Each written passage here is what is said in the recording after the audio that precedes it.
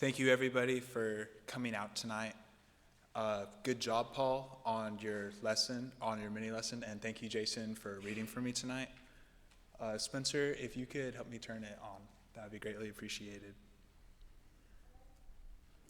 But tonight, me and Brother Joe Ritchal are going to continue our study over the hard sayings of Jesus. And as soon as the...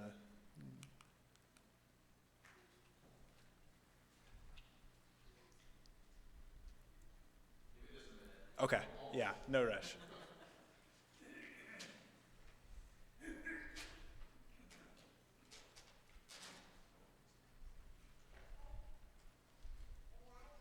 Well, so we've been having this series for a couple months now at this point, and the consistency, the whole reason we have this series is to talk about tough things either heard or understood throughout the New Testament that Jesus talked about.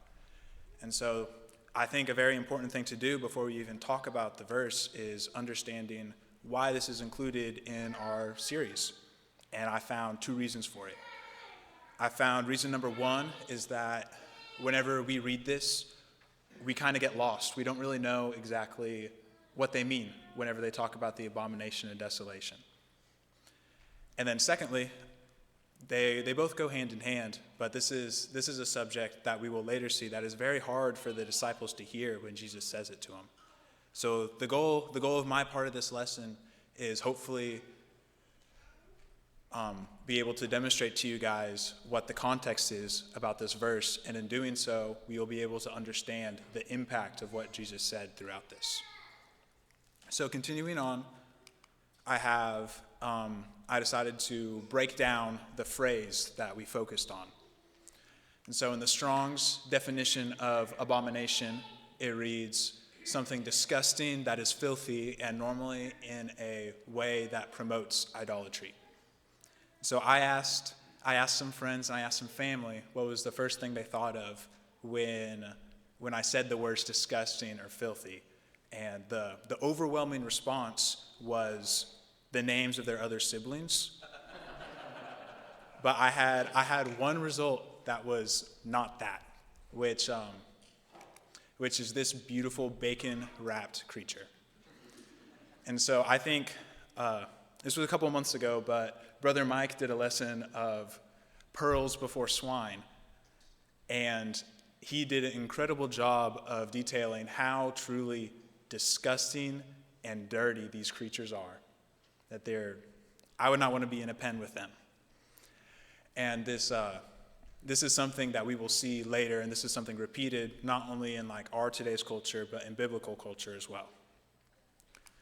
Going on to the next part of this, we have the word desolate, and the Strong's definition of this is stun or grow numb, to stupefy or devastate, and to destroy or make waste. So the first thing I thought about with this is rubble and debris. Something has came in and destroyed something to where there's nothing left. You can't really tell what this was supposed to be before. We only know what it looks like after. But that doesn't give desolation its wholeness. That doesn't have the entire definition within. So I'm sure we've all seen a picture like this before, whether we're driving down the road or in rural Oklahoma, and we may see a house or two like this. No one's put a wrecking ball to it. We can still clearly see what it's supposed to be, but it has been let go. People have stopped taking care of it.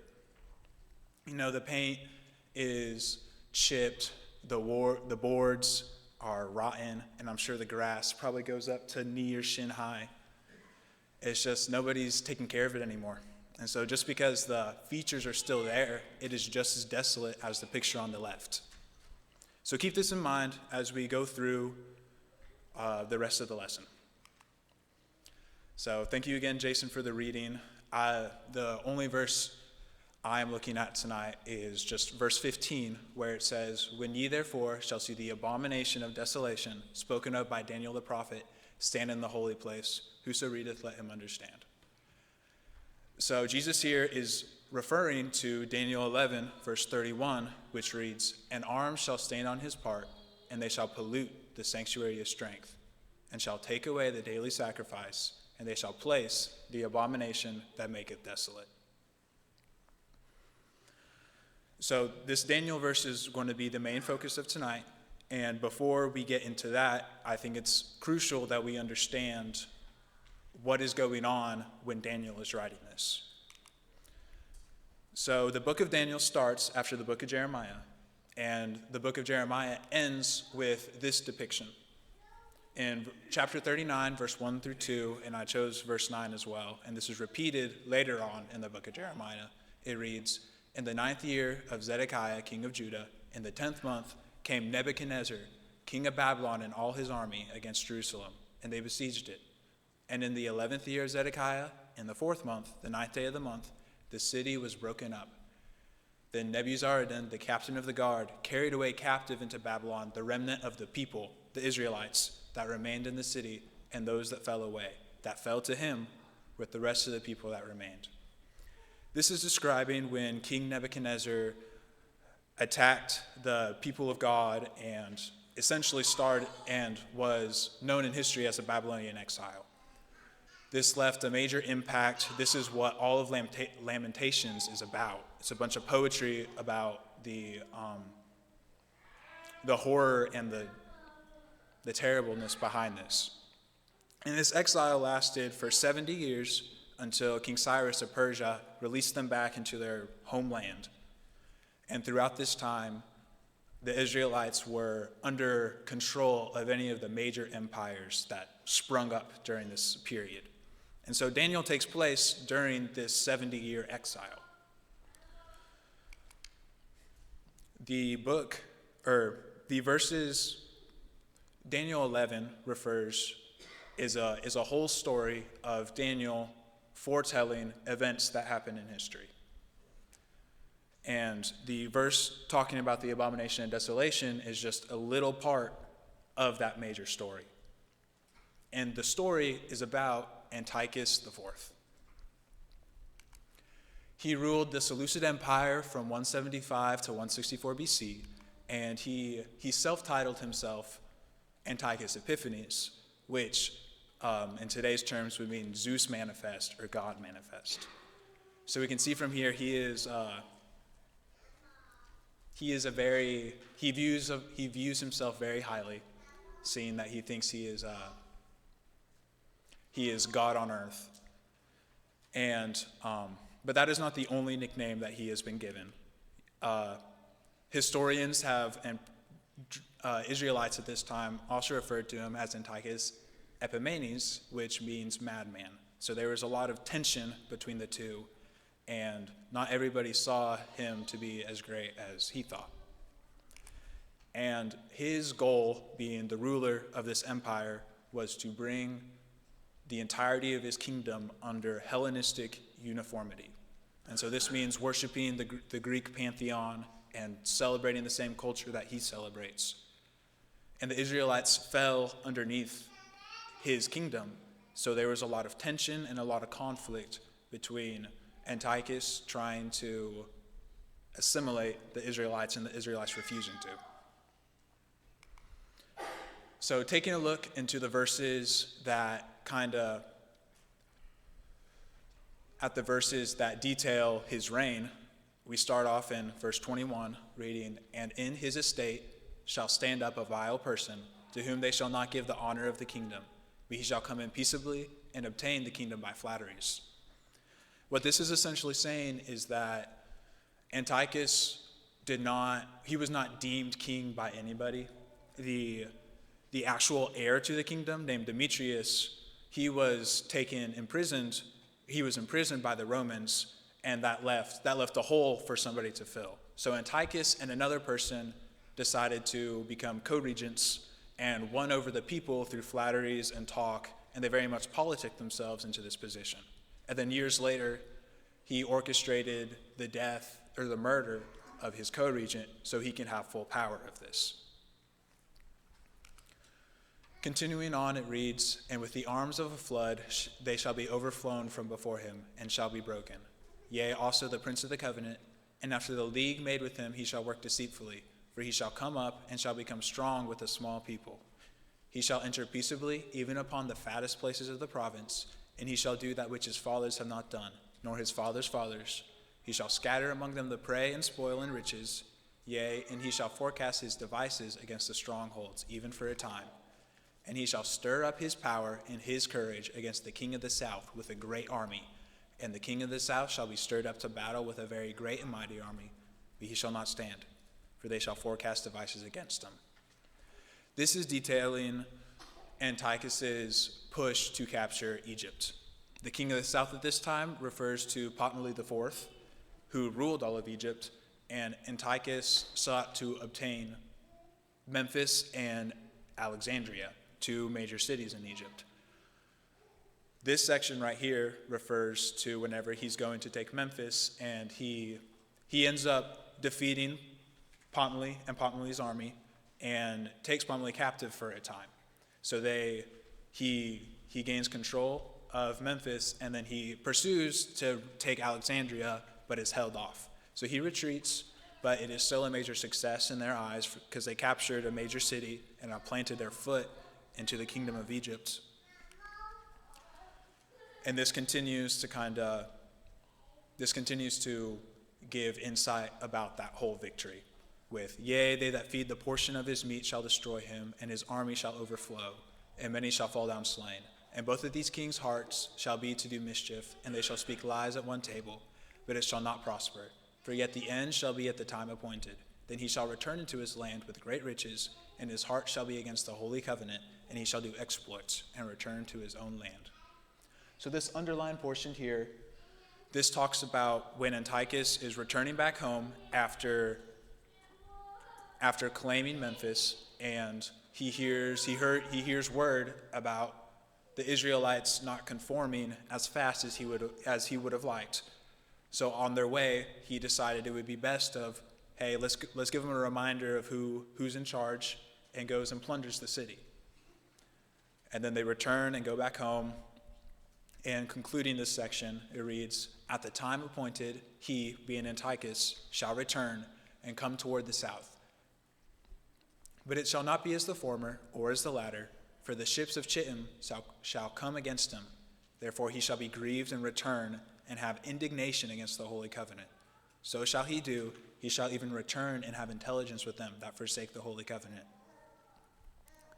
Emboldened by his victory earlier, he comes back, but this time to claim Alexandria. And he marches very confidently, and he seems to be succeeding until the Roman navy comes in and forces a retreat from Antiochus. And he is greatly upset by this. This was not only a hurt to his army, this was a hurt to his pride. And he was greatly upset, he was grieved. And so on their trudging home with their tails between their legs, they come across Jerusalem, or they come across the Israelites, and yet again, they hear about they are not conforming, they are not doing well. And Antiochus is enraged, even more than before, and this is all of the setup to the verse that we are going to read. And so this is for the note takers we read a lot of verses, and these are the kind of the highlights of his reign.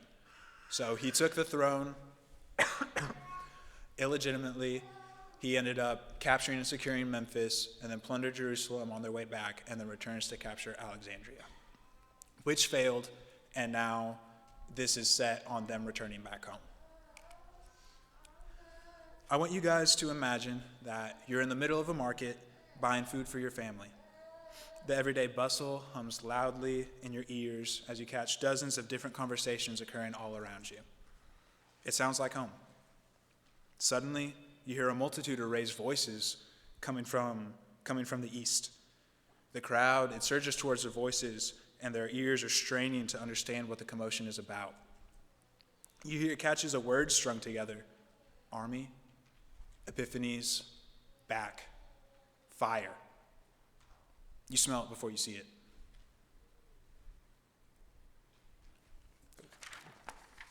Smoke starts to rise towards the northern part of the city, and then you hear the screams. You start to see the soldiers. They're heading towards the temple. Pushing aside anyone in their way, they plunder and trudge through houses, streets, and up until they reach the temple gates. The guards don't stand a chance. Quickly, the armored soldiers began to desecrate the temple, breaking artifacts, taking murals, pocketing all sorts of goodies. Remembering that this isn't the first time this happened, you can't imagine it gets any worse. And then you see it. A grotesque, unclean animal is dragged to the altar. Tears well up as you watch a man light a profane offering up as a sacrifice to a pagan god on what was supposed to be for the unknown God. Months later, you walk by what used to be a wonderful place, now a mockery. The Jews did the best they could to rebuild as much as the Seleucids would allow. Many people put on a brave face, and it's not, people are trying to fight back, but most are just trying to come to terms with their new reality. You can't help but feel disdain and disgust, seeing your once beautiful temple desecrated by a true abomination.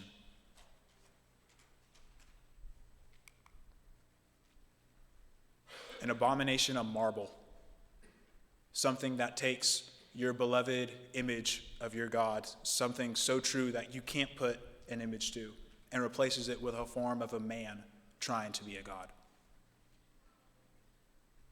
For decades, your people have been exiles, subject to the whim of the next strong emperor, and now you have this. The only question that you have left on your mind is, when does it end?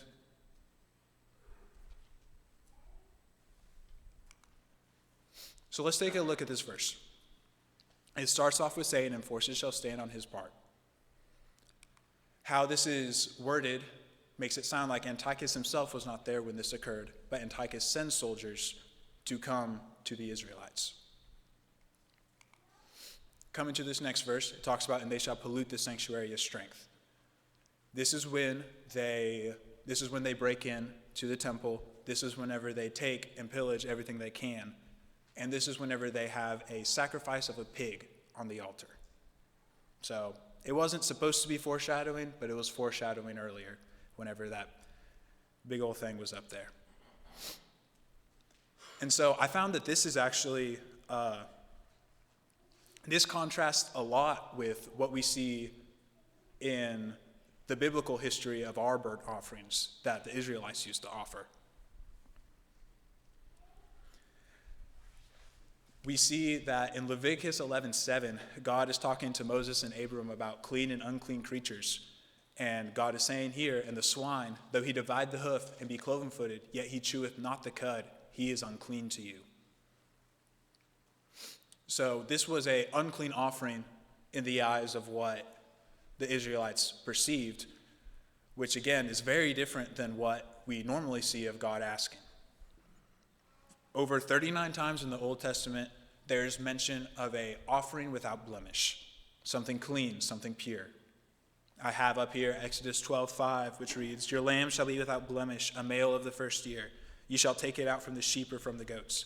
Leviticus 1:3 reads, "If his offering be a burnt sacrifice of the herd, let him offer a male without blemish.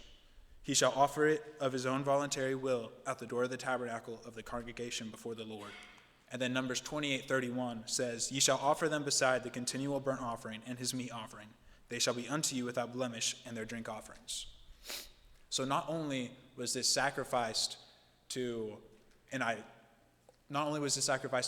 but this was also an unclean offering sacrificed, which checks the boxes of what an abomination is. So you can see this is just one of the abominations that occurred during this event. Continuing on, it says, "And shall take away the daily sacrifice." After this, Antiochus issued a decree that forbade Jews from performing any sort of burnt offerings, any sort of sacrifices, and drink offerings. This, coupled with the last offering being given of a pig to Zeus, is what turned the temple desolate.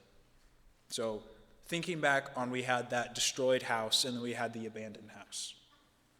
The temple was stripped of its riches and of its glory to be physically desolate, and then outlawing and forbidding any sort of sacrifice to redeem itself left it spiritually desolate.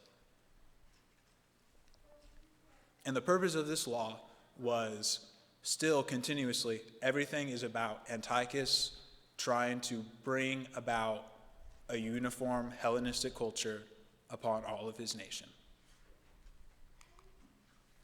And finally, the last section says, "And they shall place the abomination that maketh desolation." This refers to the statue of Zeus that was shown up earlier. This is the symbol of the decree that took away daily sacrifice. This is the symbol of Antiochus' reign and power, supposed reign and power over the Israelites. And this is the symbol that simply says that this is your temple no more.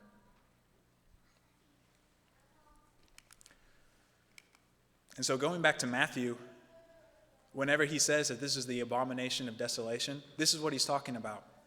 It's not just 3 words that have some sort of definition assigned to them, but this is years. This whole event, this whole decree was 3 years before anybody put a stop to it. So this is 3 years of pain, and this is 3 years of heartbreak, and this is put on top of 70 years of exile, of they are not home, and now they don't have a temple. And it took a long time before the temple was ever brought back up. And that happened from, this is just a little side tangent, this happened from Judas Maccabeus, which is what Hanukkah is about. Hanukkah is about taking the temple back. So there is a good ending to this story. But it was still too long of hardship. And so the only question kind of remaining now is, why is Jesus bringing this back up? Why is he inflicting this back? Why is he bringing this tinged and hurt memory back up to the disciples? And Brother Joe will help us understand why this is being referenced. So thank you guys for your kind attention, and I will let Brother Joe have the stage.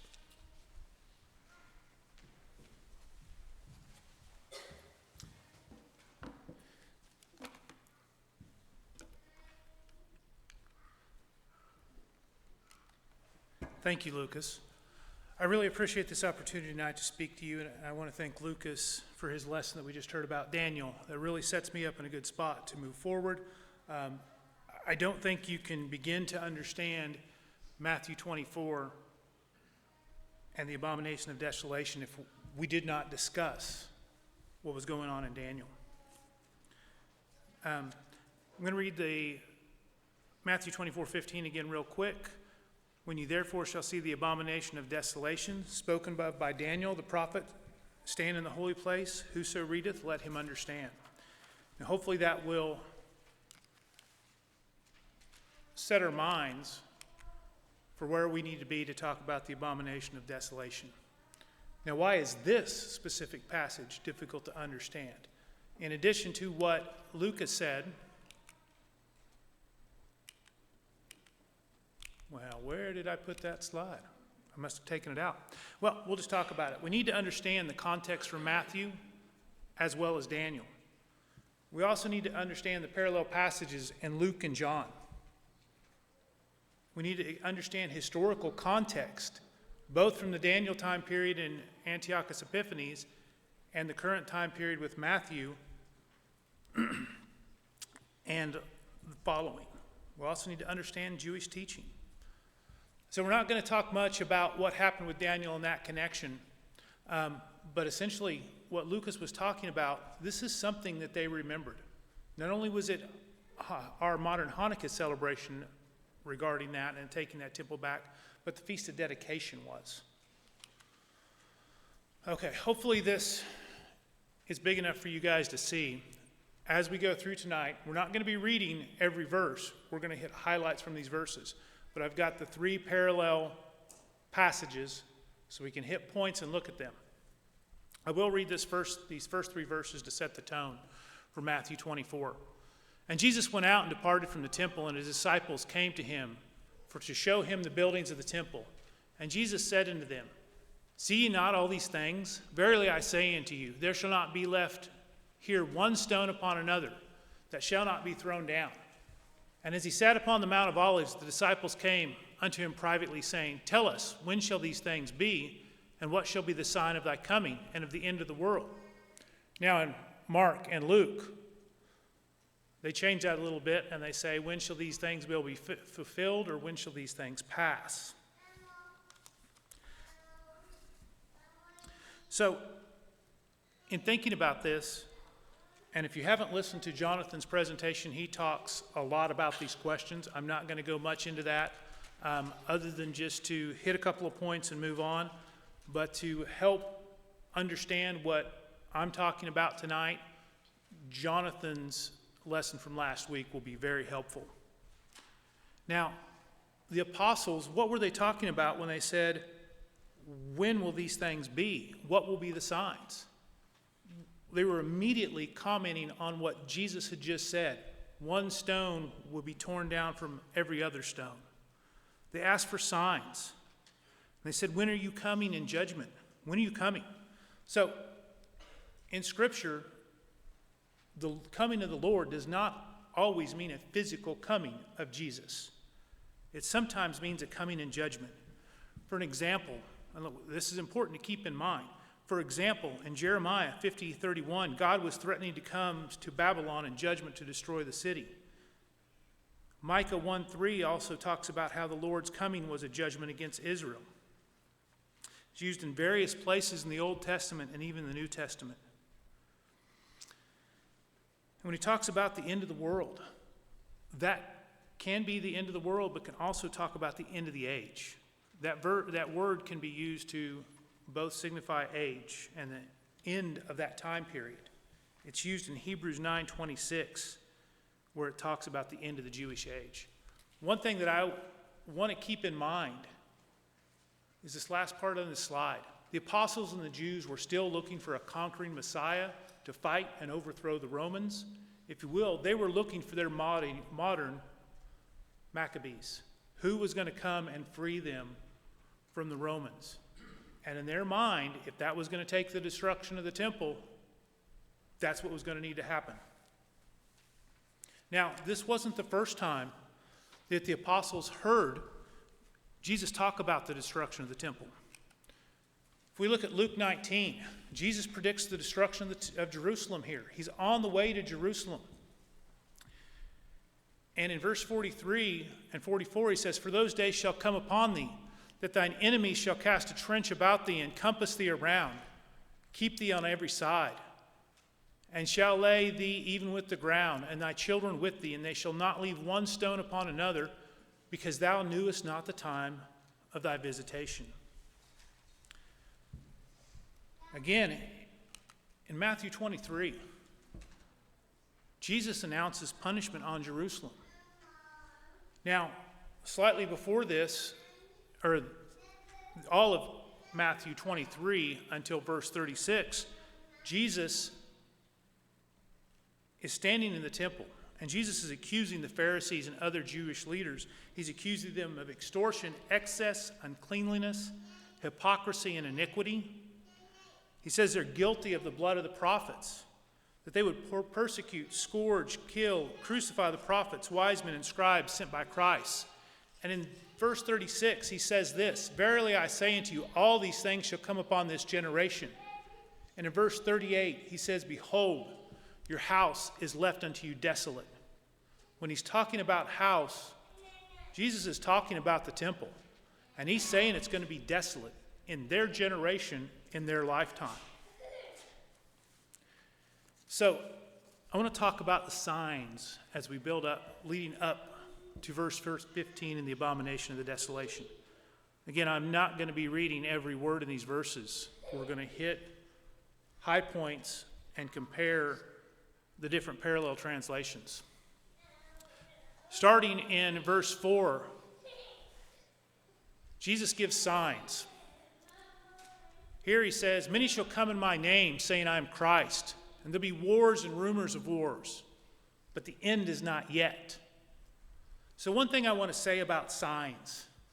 Now, young people, believe it or not, there's something on the road called a sign. You can use that to get somewhere without using your GPS.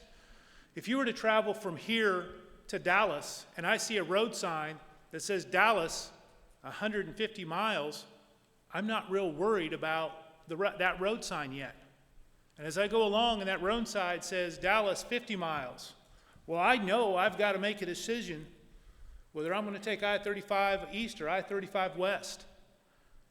And when I get a little bit farther and it says 5 miles, I kind of need to really pay attention to these signs, because there's going to be other signs that says I-35 East goes this way and I-35 goes this way. The closer I get to that event, the closer I get to my destination, the more the signs make sense and the more meaningful the signs.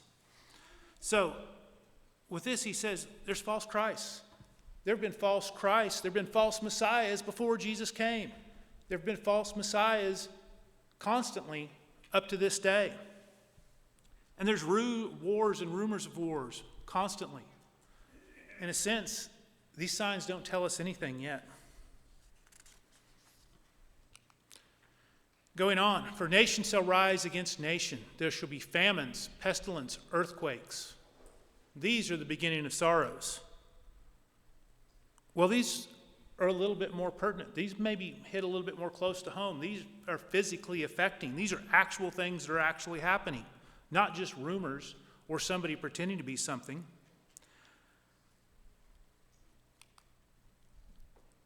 And as we go along, remember at this point, they have come out of the temple. He is on the hill with the apostles. He's speaking directly to the apostles. And he's telling them, they shall deliver you up to be afflicted or persecuted. You shall be hated by all nations for my name's sake. So when he's saying these signs, part of these signs is this is going to physically affect you guys. You're the ones that are going to be involved in that persecution. Now we can look through Scripture, and specifically in Acts, we see persecution after persecution of the apostles. Specifically Paul, although Paul wasn't there when this was being said, we see a lot of persecution against Paul. And in Paul's work, we see persecution against Christians all throughout the Roman Empire. This is a little bit more personal. This is happening to us. That sign's getting a little bit closer. So we go along. It says, you'll betray one another. And in Mark, brother shall betray brother. And in Luke, he shall be betrayed both by parents and brethren. And iniquity shall abound, the love of many shall wax cold, in Matthew. And in Mark and Luke, it says, you shall be hated for men for my name's sake. Again, these are really generalized signs. They don't tell us a lot. Now, when we get to verse 14 in Matthew and Mark 13:10, this says, and the gospel of the kingdom shall be preached unto all the world. And gospel must be first, be published among all nations, is what it says in Mark.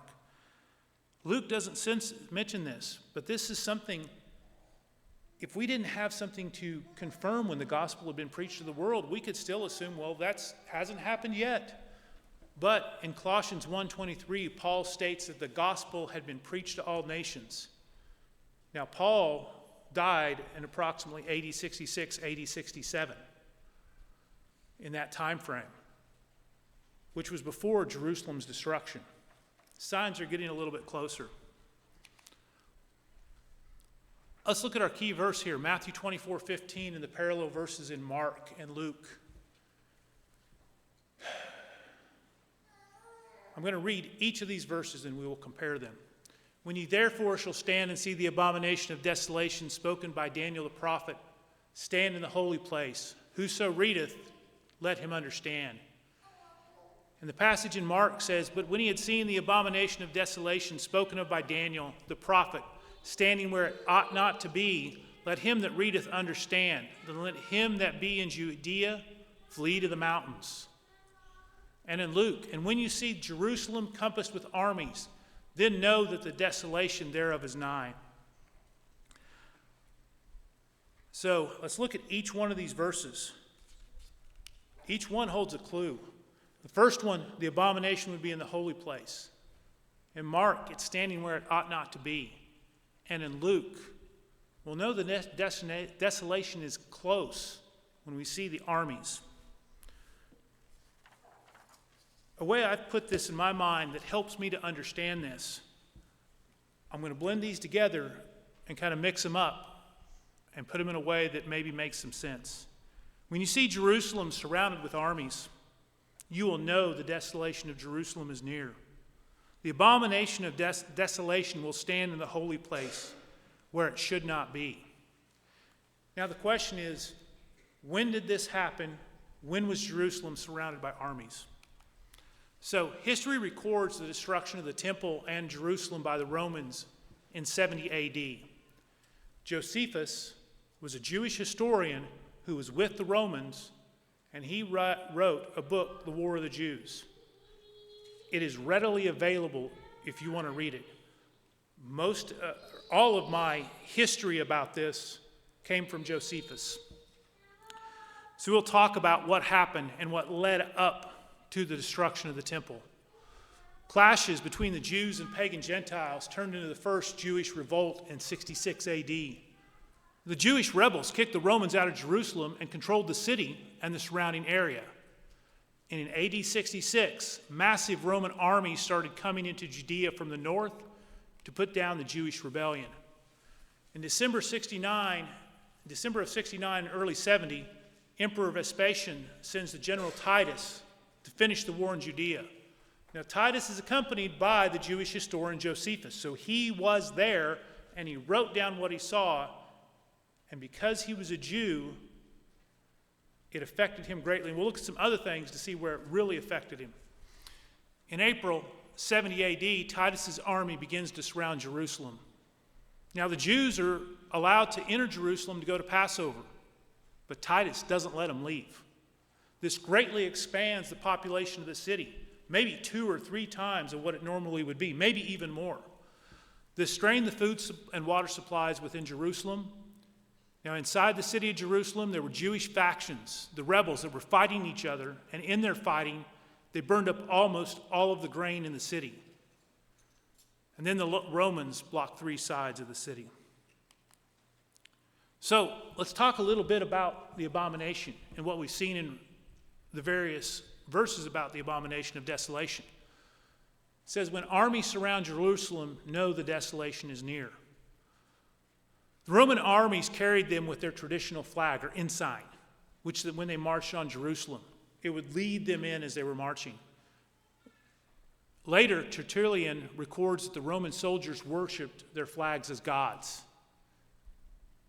And again, the Roman flag led the army as it surrounded Jerusalem. It was a sign the Roman army was about to destroy the city. We can already see that the abomination is the Roman army and its flag.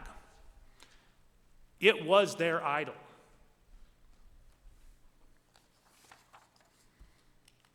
Now, as we continue on with the story of the siege and the battles, the Jewish factions are divided.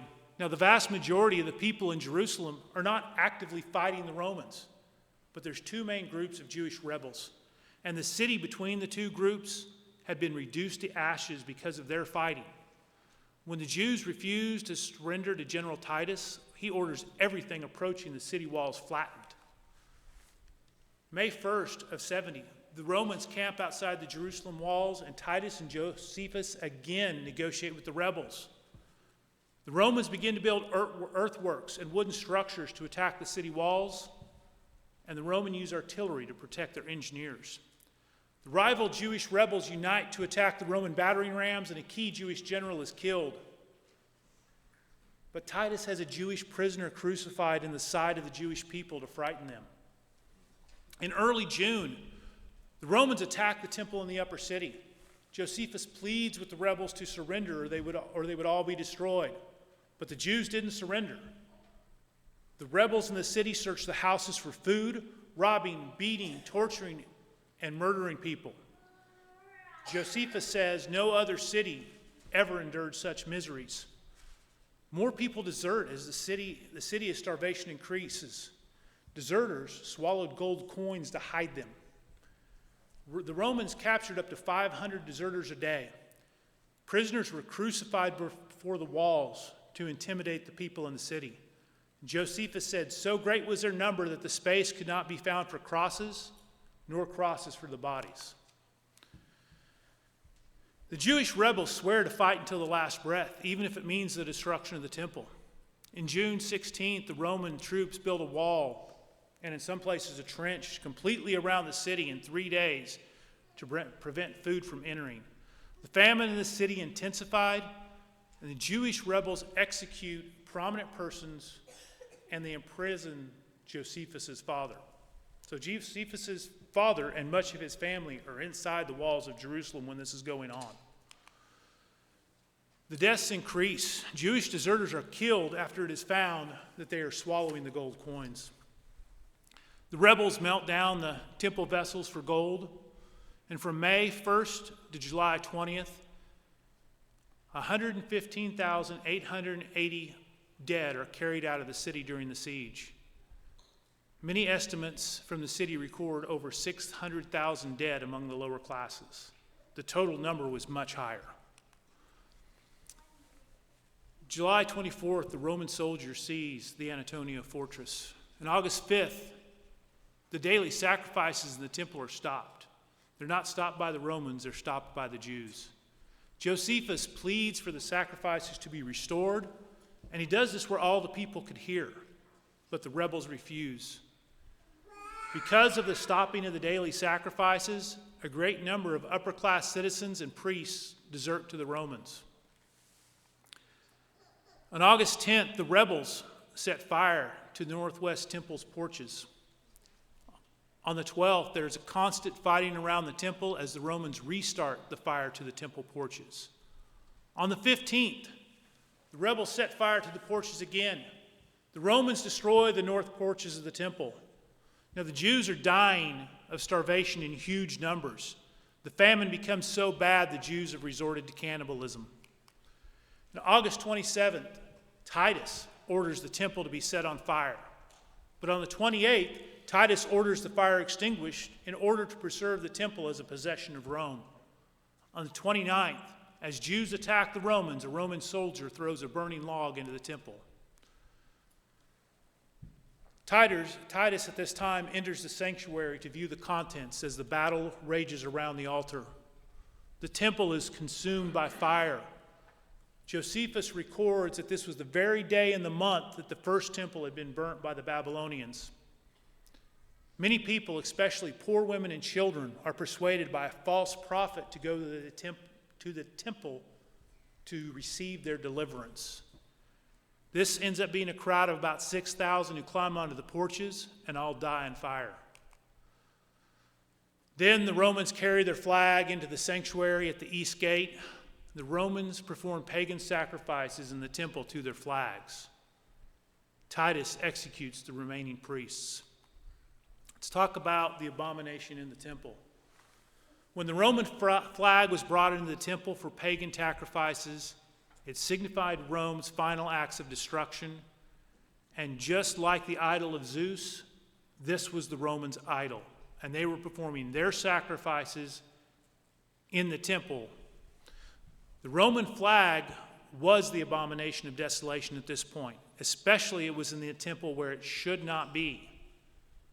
This shows that the abomination of desolation is referring to this AD destruction of Jerusalem and not the end of time, as many people would think. Getting back to the battle, the Jews refused to surrender. Titus orders the troops to build the temple.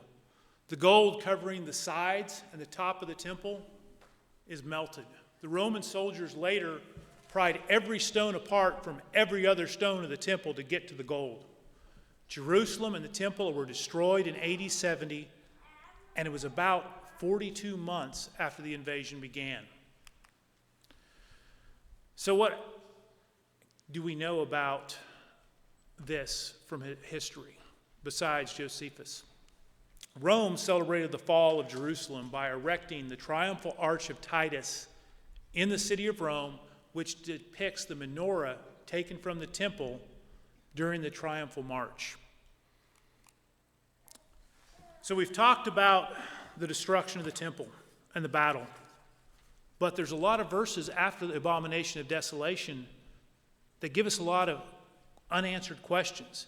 I'm not going to answer all those questions tonight, but I'm going to try to put these verses in context with the destruction of the temple. Again, I'm not going to be reading every verse or every thought. I'm just going to hit some highlights and try to explain them. Starting in Matthew 24:16 in the parallel verses, they're told to flee in the mountains, not to go down into your house, not to return back to get your clothes. So they were all told, when you see the armies, go, flee, don't come back. I think that's pretty good advice. Now, history records these Christians and Jews did this very thing. When they saw the army, many fled. There were still the people that came in for Passover, but a lot of other people fled. Now, one thing that's interesting, Josephus records that after initially attacking Jerusalem, there was a time when the Roman armies drew back for a short period. And Joseph reports that many people left the city at this point. Eusebius, a later writer, reports that Christians escaped Jerusalem. He claims having been commanded by a divine revelation. Whether he's talking about Jesus' commands in Matthew 24 or something else is unclear. As we continue on with the verses, it goes, "Woe unto them that were with child. Pray that your flight not be in winter, nor on the Sabbath day." Matthew says it'll be a great tribulation. Mark says affliction, and Luke says distress. One thing I want to make a point of, if this was the end of the world that Jesus was talking about, would it really matter if it was winter? Would it really matter if it was the Sabbath? I don't think so. But if we're talking about the destruction of Jerusalem, that makes a difference. It's harder to travel in the winter. And on the Sabbath, the gates would have been closed, and it would have been impossible to get out of the city. These warnings make more sense with trying to flee a city surrounded by an army than the end of the world. Continuing on in Matthew 24, verses 22 through 24, it says, "For the elect's sake, those days would have been shortened." This is essentially what's said in Mark as well. It said, "There will again be false Christs and false prophets, and they will try to deceive the very elect."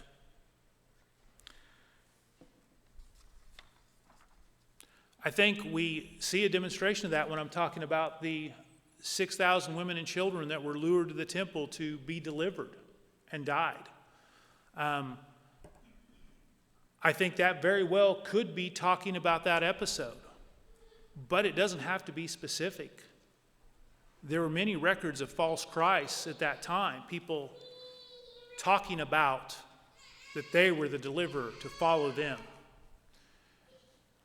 Now, this is a passage that has given me some grief. I'm going to read the whole thing, and then we'll talk about it. "Behold, I have told you before, wherever if they shall say unto you, Behold, he is in the desert, go not forth. Behold, he is in the secret chamber, believe it not." Well, what it's saying there, he's saying, if someone tells you that Jesus is here, don't believe him, because he's not. 27 says, "For as the lightning cometh upon the east, and shineth even unto the west, so shall also be the coming of the Son of Man." Now, this really gave me a sense, because I always looked at this and said, well, that says Jesus is coming. It says he's coming right there. And it'll be like lightning. It'll come in a flash. But I don't think that's what that's saying. The more I've looked at that, I don't think that's what that's saying. I think it's saying, just like there's lightning in the east, I'm pointing east, right? Yeah. There's lightning in the east, and it'll shine in the west. So shall be the coming of man. I see the lightning in the west in front of me, but that's not where the lightning is. I see its effect, but it's not there. I don't think this verse means that Jesus had physically returned at that time. regardless of what we think about the verse, whether this passage, whether it's about Jerusalem or the end of time, I don't think this verse tells us that Jesus was there. That's another reason why I think this is even more so talking about the destruction in Jerusalem. We see the effects, but that just like lightning, we see the effects in the west, even though the lightning was in the east. Now, the sun shall be darkened and the powers of heaven shall be shaken. Similar verses are all in both passages. Now, this says this is immediately after the tribulation being the destruction of Jerusalem. Now, we must consider that these passages are using symbolic language, not a physical darkening of the sun, but a symbolic darkening of the sun because of all the destruction. This same type of language is used by Isaiah to describe the fall of Babylon, and in Haggai to describe the overthrow of national powers and kingdoms, and by Ezekiel, where he describes the destruction of many nations. Now, one interesting thing that Josephus wrote about, he wrote that when he was there and many people there surrounding the city saw an image of an army going over the temple and leaving the temple, and a voice saying, "Let us remove hence." Now, we may think that's strange, but that same type of vision of heavenly chariots and God's glory that departing the temple was described in Ezekiel 10 prior to the destruction of the Babylonian temple, as it was describing that. It also talks about the sign of the Son of Man and the Son of Man coming in clouds. I earlier said that the Bible uses this description to talk about not a physical coming, but God's judgment on coming. I think looking at this in context, we need to consider that this is the judgment of God coming, not the physical being of Christ. Let's look at this last verse, last couple of verses, and we'll end quickly. It says, "Now learn a parable of the fig tree. When this branch is tender and putteth forth leaves, you know that summer is nigh. So likewise, when ye shall see these things, you know that it is near, even at the doors." So he's using the example of the fig tree. He says, when you see the leaves, you know summer's here. So Jesus is saying, all these things that I've told you, when you see these, when you see the armies coming upon the city, those are the leaves on the tree. When you see those armies, the abomination, the desolation is near. Just like the leaves tell you summer is near, the army tells you the desolation is near.